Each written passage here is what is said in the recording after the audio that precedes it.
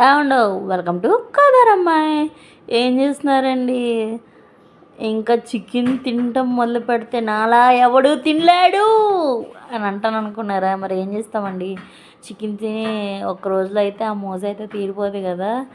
అయితే ఈరోజు కూడా చికెన్ తెచ్చుకున్నామండి. సేమ్ అదే ప్రాసెస్ కాకుండా బటర్ చికెన్ చేద్దామని అయితే ఫస్ట్ టైం ట్రై చేశానండి. కర్రీ మాత్రం సూపర్ వచ్చిందండి. చాలా అంటే చాలా టేస్ట్గా ఉంది.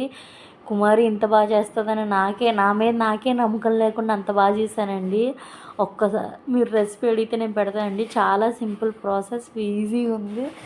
ఏందో ఈ యూట్యూబ్ స్టార్ట్ చేసిన తర్వాత వంటల మీద నాకు ఇంత కేర్ పెరిగిపోయిందో ఏంటో తెలియదండి. ఏ వంట చేసినా భలే కుదిరేస్తుంది.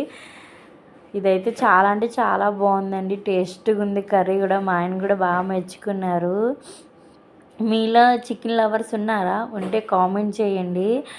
నేనైతే ఫస్ట్ చికెన్ ఇష్టపడేదాన్నండి. ఇప్పుడు నాకైతే అన్ని నాన్ వెజ్లు ఇష్టమే. చెప్పాను కదండి నేను నాన్ వెజ్ లవర్ అని. అన్నిటికంటే ఏది ఇష్టమో కూడా కామెంట్ చేయండి. నాకైతే ఫ్రాన్స్ ఇష్టం అండి, చాలా ఇష్టం నాకు. ఫ్రాన్స్ చాలా అంటే చాలా ఇష్టం.